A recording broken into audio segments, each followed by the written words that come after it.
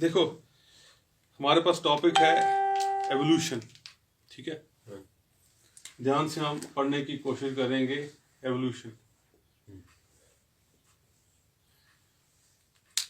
Evolution में आपको basic में आपको बताने की कोशिश करूंगा आज। देखो, एवोल्यूशन का मतलब यहाँ पढ़ना है कि लाइफ का ओरिजिन, लाइफ जो है वो कैसे ओरिजिनेट हुई, उसका ओरिजिन क्या है लाइफ का, लाइफ कहाँ से बनी, ठीक है ना। देखो, जो जिंदगी है, जैसे हम बोलते हैं कि लाइफ जो है वो पानी से ओरिजिनेट हुई है।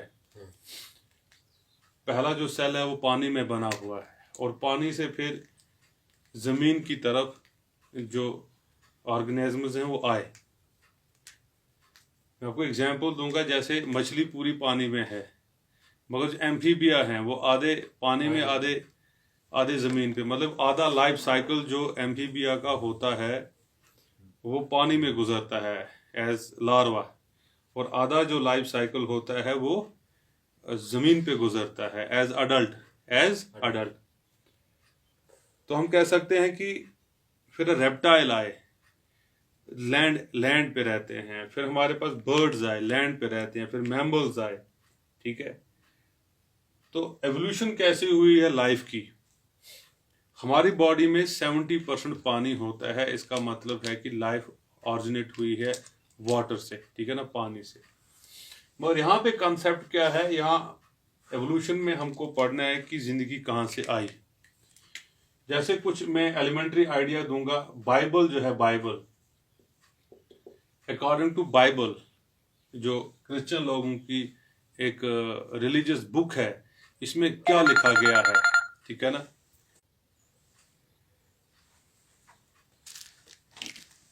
बाइबल जो है, बाइबल में लिखा गया है कि 6 डेज लगे लाइफ को बनने में। कितने डेज? 6 डेज लगे। फर्स्ट 5 डेज में क्या बना है, जैसे सन बने हैं, स्टार बने हैं, अर्थ बना है, या स्काई बना है, वगैरह वगैरह। बाइबल ने बोला कि 6 दिन में जो है वो लगे हैं ये बनने को, ठीक है ना। और 5 दिन बाकी चीजें बनी, और 6th डे में जो है वो आदमी बना। 6th डे में आदमी बना। 6th डे में क्या हुआ, हम बोलते हैं ना हजरत आदम, हजरत आदम ही बोलते हैं ना, और इव हजरत हवा। हजरत आदम और हजरत हवा जो है, आदम जो थे जैसे मेल है ना, इव फीमेल, और यही पहले 2 आए दुनिया में, मतलब ये जोड़ा आया दुनिया में। और इन्होंने फिर क्या किया कि फॉर एग्जांपल इन्हीं से हमारी पॉपुलेशन जो ह्यूमन बीइंग की है वो इन्हीं से पैदा हुई है, इन्हीं 2 से पैदा हुई है, और जितने भी लोग दुनिया में हैं वो यहीं से आए हुए हैं। ये बाइबल में लिखा गया है, ठीक है ना। जैसे हिंदू माइथोलॉजी में क्या लिखा है, हिंदू माइथोलॉजी में क्या लिखा हुआ है, हिंदू माइथोलॉजी में लिखा हुआ है कि जो क्रिएटर है ब्रह्मा जो है, ब्रह्मा जो है, ब्रह्मा मतलब क्रिएटर, ब्रह्मा क्रिएटर बोला जाता है। ये ब्रह्मा वो इनका भगवान होता है जो जिसको क्रिएटर माना जाता है। और ब्रह्मा का जो फॉर एग्जांपल ये ब्रह्मा है, फॉर एग्जांपल ये ब्रह्मा है, ठीक है ना। ये ब्रह्मा का जो हेड है, हेड से बना है ह्यूमन बीइंग, आदमी हेड से निकले हैं। और इसके जो बाल हैं, किसके? ब्रह्मा के जो हेयर हैं, इस हेयर से निकला है प्लांट्स। और ब्रह्मा का जो चेस्ट है, यहां से निकले हैं बर्ड्स। क्या निकले हैं? बर्ड्स। अभी एक मैं पढ़ा रहा था कहीं और ये, तो एक बच्ची ने बोला कि सर बताओ सांप कहां से निकला है ना।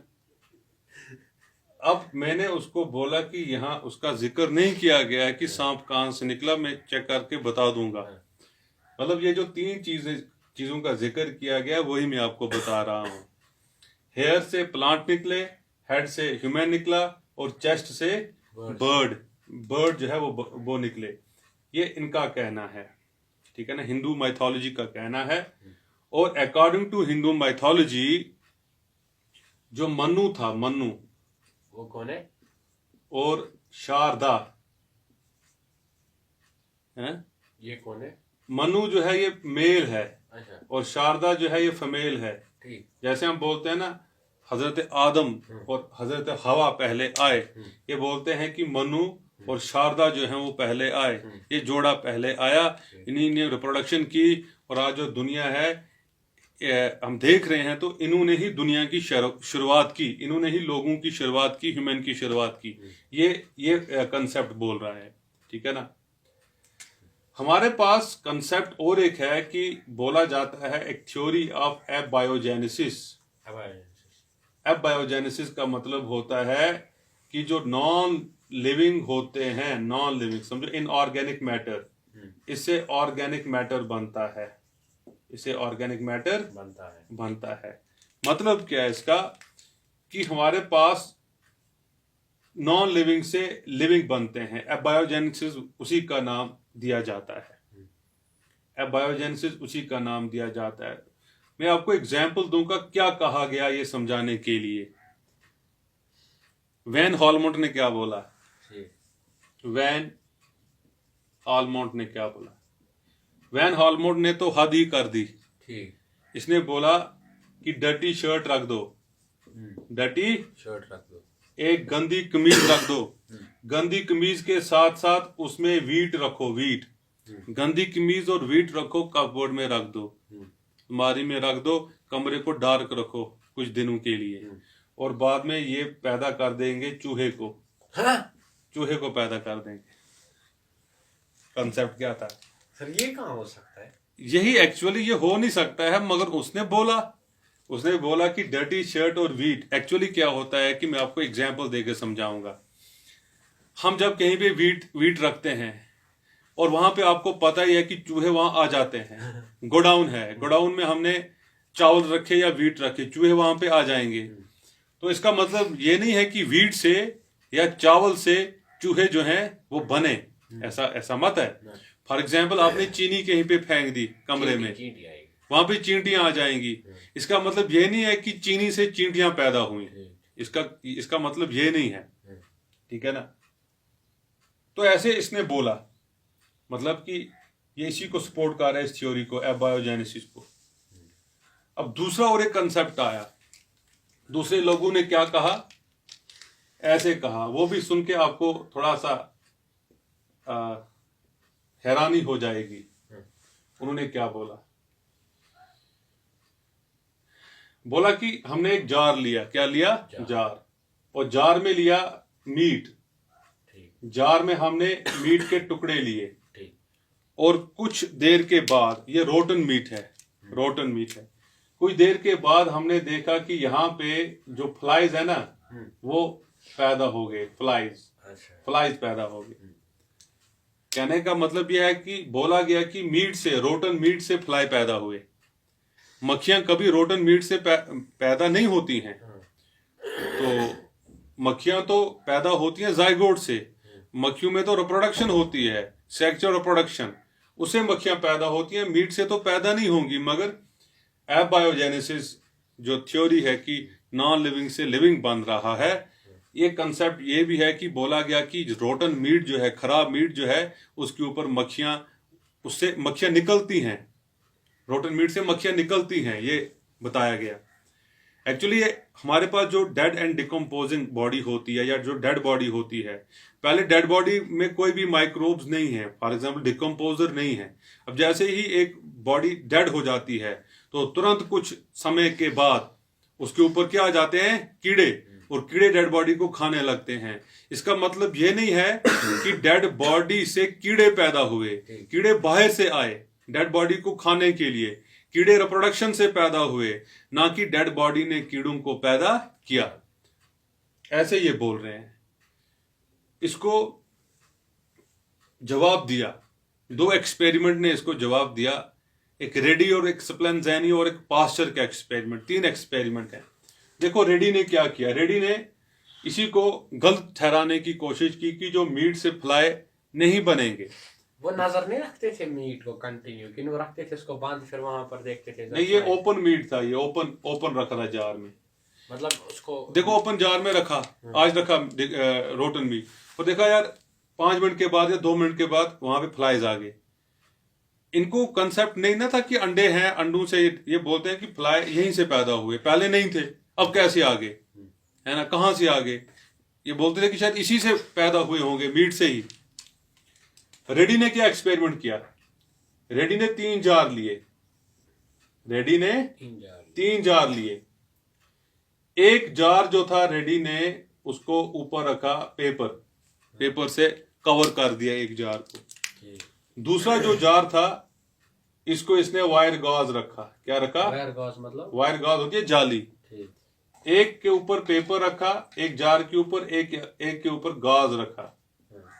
गॉज होता है जैसे जो हम बैंडेज बांधते हैं ना, जो जहां जब कभी लग जाती है, यही गाज होता है। जब कहीं लग जाती है हम वो गाज ऊपर, जैसे किसी को प्लास्टर होता है, प्लास्टर ऊपर गाज लगाते हैं ना, किसी को लग जाती है गाज लगा देते हैं, वही गाज है ये।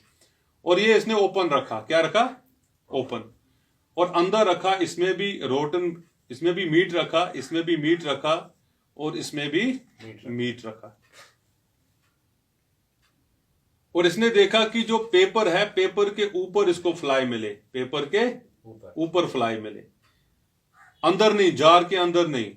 हम लिखेंगे अंदर नो फ्लाई, फ्लाइज जार के अंदर कोई फ्लाई नहीं है, जार के ऊपर फ्लाई है। गॉज के ऊपर इसको फ्लाई मिले, गॉज के ऊपर फ्लाई मिले, अंदर नो फ्लाई, अंदर कोई भी फ्लाई नहीं है। जो ओपन वाला जार है, ओपन वाले जार के अंदर इसको खूब फ्लाई मिले, बहुत सारे फ्लाइज जो हैं वो जार के अंदर भी हैं, इनके अंडे भी जार के अंदर हैं।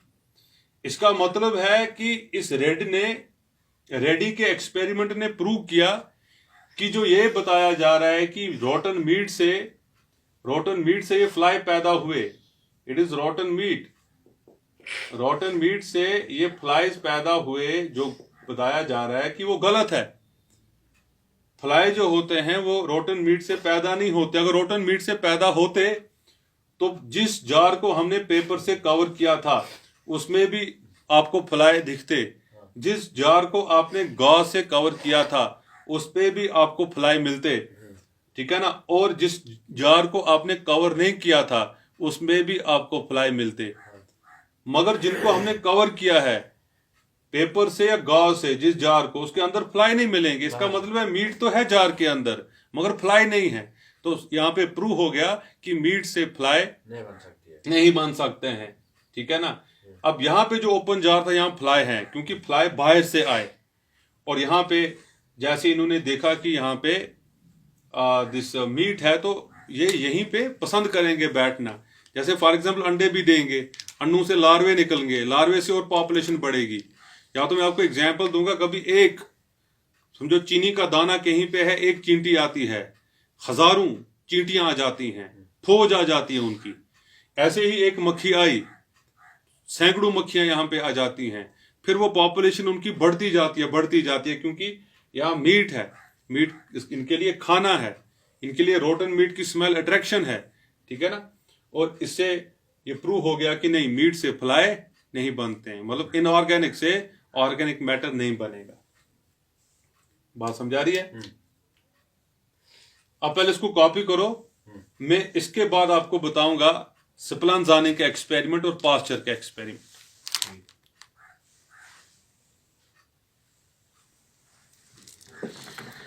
यहां एक्सप्लेन करूंगा।